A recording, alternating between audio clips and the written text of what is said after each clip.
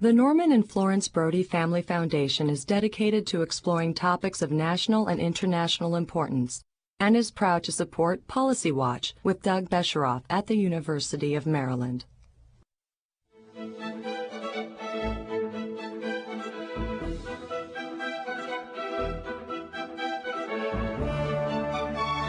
From the University of Maryland, this is Policy Watch with Doug Besheroff. Latinos are transforming America's economy, politics, and culture. As the largest minority group in America, Latinos have established themselves as a demographic force, while at the same time becoming a crucial part of America's struggle with poverty and race. Why are Hispanic immigrants coming? What happens to them once they arrive? And what is the greatest obstacle to becoming a part of American society? To find out, Policy Watch is joined by Roberto Suro, director of the Pew Hispanic Center and author of Strangers Among Us, Latino Lives in a Changing America. And now, the host of Policy Watch, Doug Besheroff. Roberto Suro, welcome back to the University of Maryland and Policy Watch. Thank you.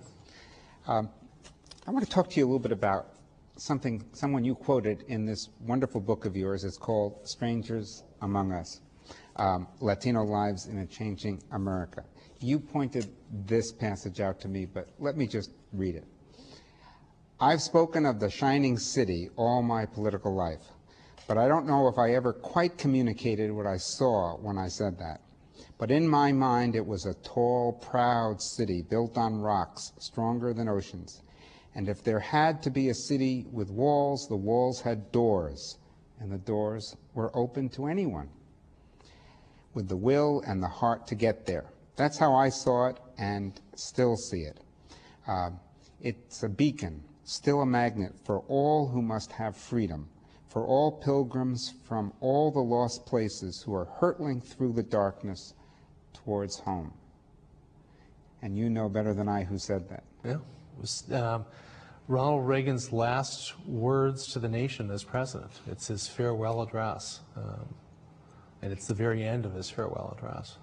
Really one of the most sort of poetic invocations of the ideal of immigration as part of the American identity that's been written by any leader. And he as a career politician had been extremely supportive about all hemispheric issues. Well, I don't want to get too carried away, but he had understood America as being part of this hemisphere as well. We're now in the midst of a multi-year argument about immigration. How many should come, who should come, and so forth. Is it fair for me to ask you to deconstruct what's going on? Yeah, I suppose the simplest way to look at it is we've had, we're a good 20, 25 years into a period of intense migration and 10 years into very high flows. I mean, 10 steady years of more than 1 million newcomers a year total. And that has produced a reaction. In part because all of that migration occurred without any policy direction, without any real conversation by the nation's leaders or its lawmakers as to what we were trying to accomplish, how we were going to regulate it. It happened quite willy-nilly. And in fact, in the over the last decade, a larger part of the flow has come in outside of the immigration system than through it. And these are it's what we call either undocumented, or illegal. illegal. I mean, you've got a system that the government has set up, which really only covers about half of the total flow of people, and so it's reality catching up with politics. And is it fair to say that it's not clear where the end comes? It's not supply that determines the flow. Otherwise, there'd be 3 million, 5 million, 10 million people coming a year. What really is defining the flow is demand here. And having reached a fairly high level, the year-to-year change in the flow is very much determined by the demands of the U.S. labor market. Tell me more about that. Well, it's, I mean, it's, we've got a legal system that wasn't designed with the labor market in mind. No. How do I'm in some small village in Mexico or Guatemala. Right. How do I know what's happening in the American labor market? Because your cousin's here. Tell me about it. Or your brother's here. I mean, the strongest single determinant of anybody coming to the United States at this point, either legally or illegally, is having a family member already here. And the most important function that the family members play is introducing newcomers to the labor market. In your book, you tell a story about a fellow working in a supermarket, and his supervisor says, I'm shortening this, do you know any other people who work hard like you, and I guess it's not for big pay? And all of a sudden, this fellow's brother and cousin from Central America show up. Sure. And that story has been repeated in hundreds of labor niches, where you've got basically a network of people populate a kind of job in an industry or for a specific employer, and it's a very successful form of recruiting for the employers, and it's and if the network is effective, it excludes anybody else from coming into the. Well, I was in a Holiday Inn just outside of University of Southern California, and there was some Latina from somewhere behind the desk, and I said, how do you like it here? She said, I love it. I said, why? She said, I have so many friends. I said, what do you mean? She said, everybody who works in this hotel is from my village. Sure, yeah. I mean, I mean, now, as I said, this is a fairly mature migration stream. We did a survey of newly arrived Mexican immigrants last year, and in places like Los Angeles, on average, they had 10 or more relatives in Los Angeles. Even in places like Raleigh, North Carolina, where it's a fairly recent migration, the average was like 3 to 5 relatives already living there. So when I read in the newspapers that the reason people are coming from Central America is because things are terrible there in desperation, it almost sounds as if it's the other way around, which is they're coming here because there's a better job. Yeah, I mean, it's complicated. In Central America, and there's somewhat different cases in different places. But if you look at Mexico, which is the largest source of supply, by far the majority, about 85–90% of newcomers have had jobs before they came here. It's not simply employment; it's the quality of work, it's the prospects that those kind of jobs have. The families that are here already now become a magnet. And then there's a very substantial wage differential. But it's not simply, if it was simply a wage differential, people would be coming here mostly from the poorest countries in the world. But they're not. I mean, Mexico is not among the poorest countries even in Latin America. It's a whole variety of factors. And one of them is the nature of these channels that have developed over time. And they start out slowly, and they grow larger, and they develop a carrying capacity. And they become a fact of life. Well, I mean, now in many parts of Latin America that are sending regions, a young person growing up, migrating to the United States is just one of those life options. I'll get married, I won't get married. I'll go to work in the city, I'll go to work not work in the city. I'll have a lot of kids, I won't have a lot of kids. I'll migrate, I won't migrate. I mean, it's lawyer, doctor, Indian chief, migrant. I mean, it's part now of the way people grow up. Controlling the border is in terms of actual policy, it's a demonstration. I mean, it's a symbolic act. The people who promote it know that. I mean, there's no serious argument anywhere that border controls alone can change immigration flows. What would border controls alone be like? Well, you put a lot of people. I mean, it's a big border. You can build a lot of fence. You can put a lot of people there. And I mean, currently, could they stop the flow?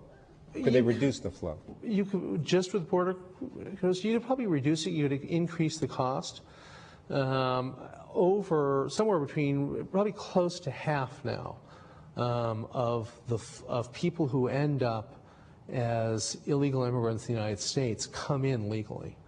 They come in as tourists, they come in on business visas, they come in on student visas, they come in on border crossing cards, they walk through the front door with some kind of permission that allows them to stay temporarily, maybe even just 3 or 4 days, but then they stay. And that's one And then they disappear. No, they move to your hometown, right. and they work for you.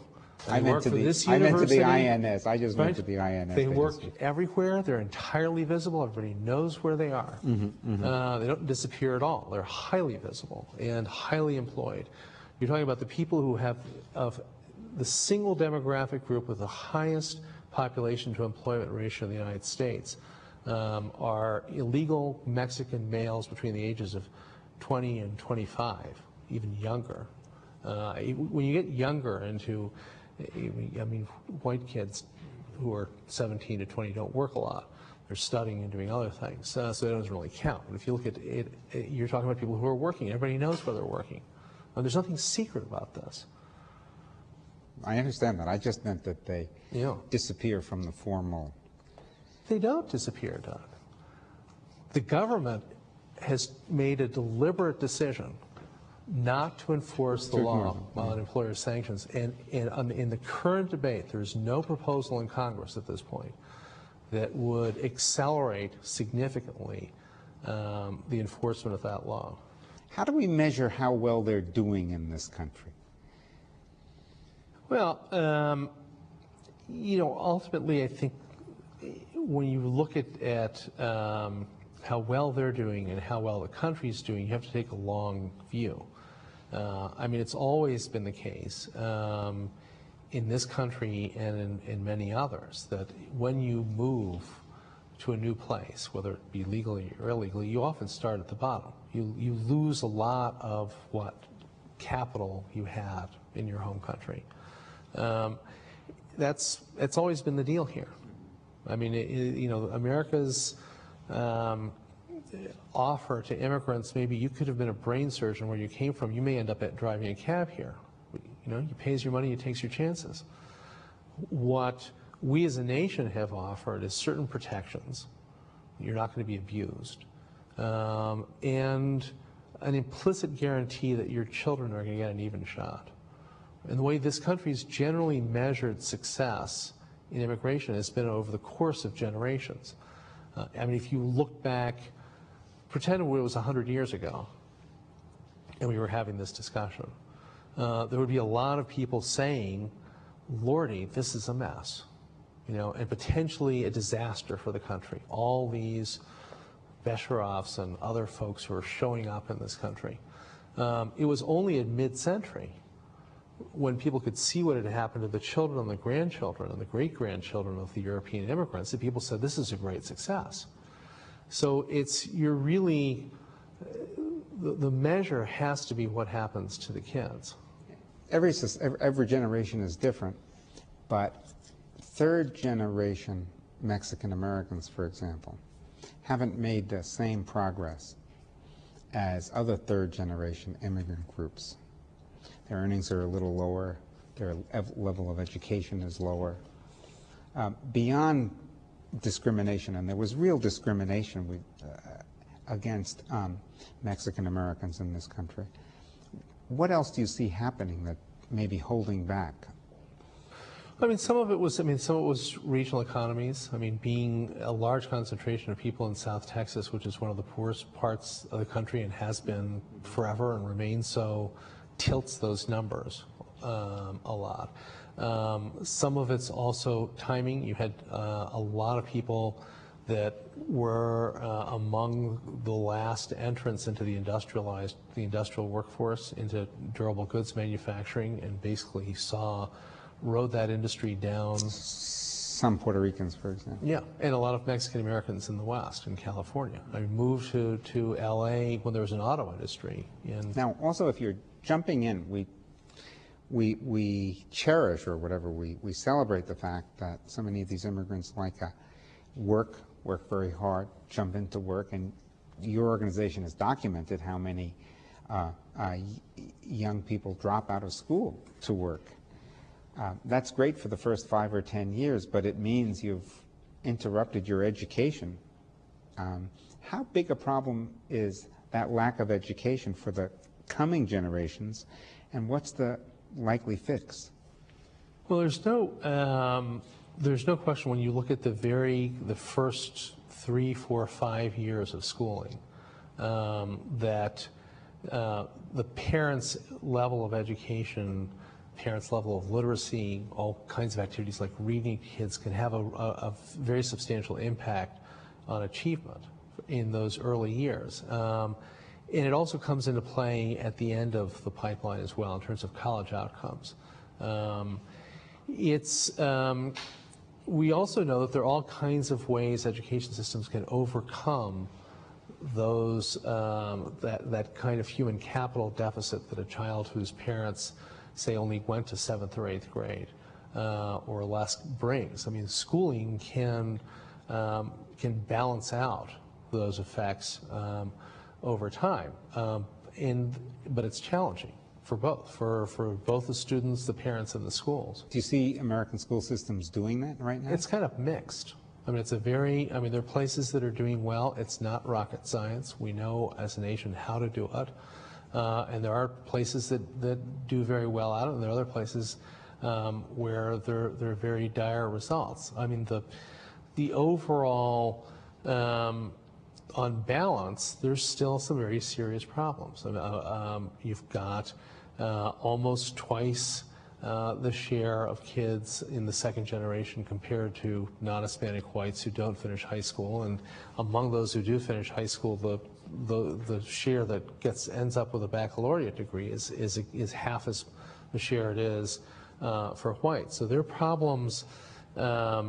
There's National Academy of Sciences did a study on this that described the problem as accumulated disadvantage.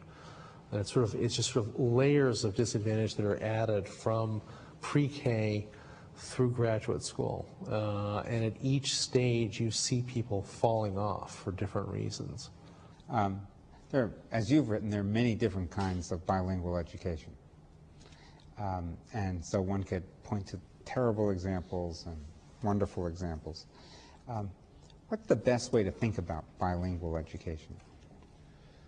Well, at this point, I think the best way to think about it is in terms of educational outcomes. And the needs are dire enough there that I think it's a more important argument than questions of linguistic entitlement or even the civil rights argument over bilingual education. I think is somewhat run its course, and there's a much more practical way of looking at it now, and that's that depending on when a child enters the school system and what their level of linguistic ability is, you've got to deal with them differently. A kid arriving in kindergarten who doesn't speak English needs one kind of approach, and you know that in very short order that child will be fully fluent in English and will be able to operate in the regular school system. A kid who shows up in the U.S. schools who's 10 or 11 or 12 is going to need help, is going to need a transition in which some of their courses are taught in Spanish until they can get up to speed in English. If you just throw them into an English classroom, the kid will be gone. I mean, he'll be laying drywall in a couple of weeks. So it requires different approaches. The question is, do you have a national consensus around the goal of achieving, giving everybody the opportunity and maximizing the educational outcomes for this population? Or do you have the ability in our discourse these days to have that kind of reasoned distinction?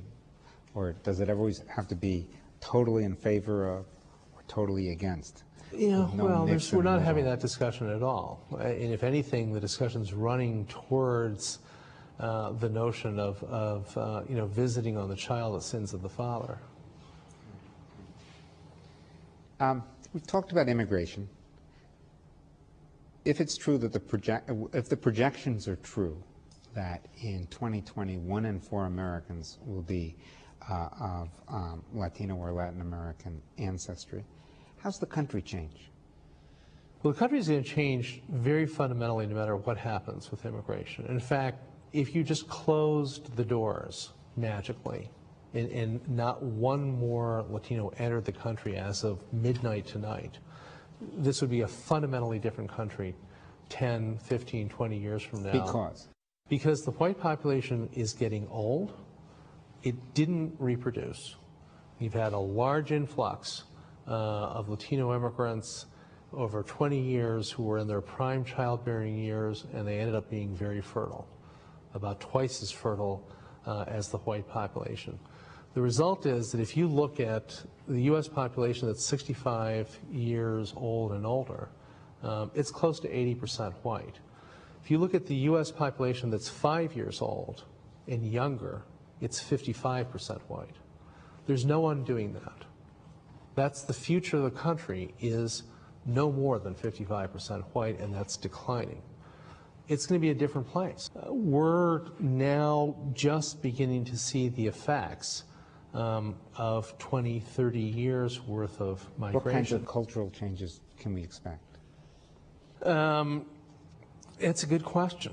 You know, I don't think it's a matter of everybody having to learn to speak Spanish.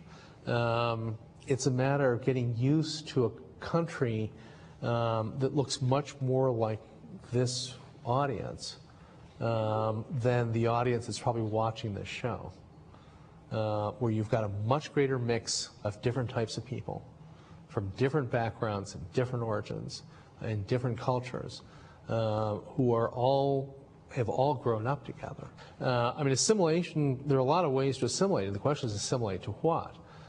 This is a country that offers a lot of different models, and among some children of immigrants, what assimilation means is increases in substance abuse, increases in criminal activity, increases in teen births, absorbing a lot of the worst of the United States. But you get a lot of different trajectories. That's some kids, not all. The question is where's the critical mass going to be? And is education going to be a central Well, education place is where the that's key to meant? that. Yeah, I mean, we live in an economy where the basis of almost all economic rewards is credentials.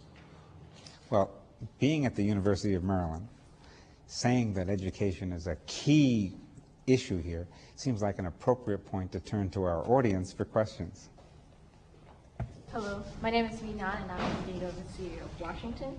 My question, I just would like to hear some of your comments regarding the latest legislation going through Congress, and whether or not, in your opinion, there will be more similar legislatures like legislations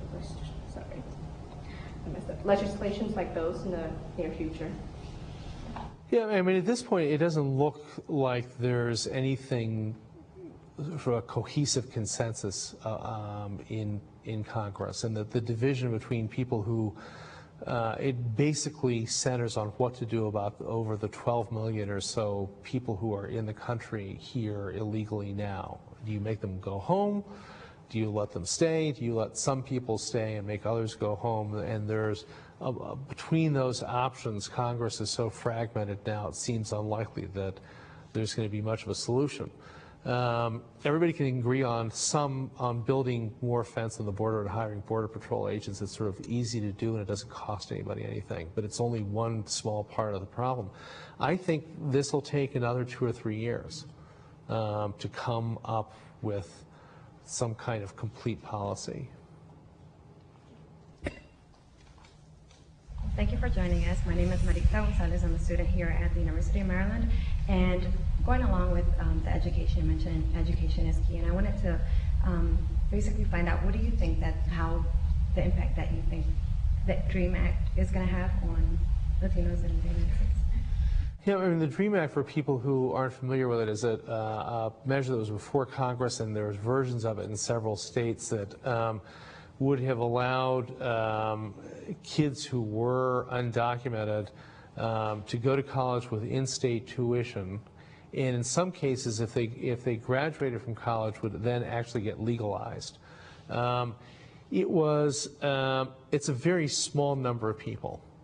And the DREAM Act was conceptualized politically to sort of take the most the most benign part of the undocumented population, the people most deserving of some kind of a benefit, kids who had done nothing wrong, who had gone through high school and were going to college and showed a lot of promise, and give them something as a way of kind of breaking the political deadlock over this issue.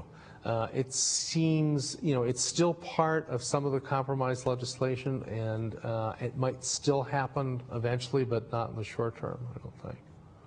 Let me again say, we'd love to hear from you. You can write to me at policywatch@umd for University of Maryland.edu. And in the meantime, Roberto Suro, thank you very much for being with us.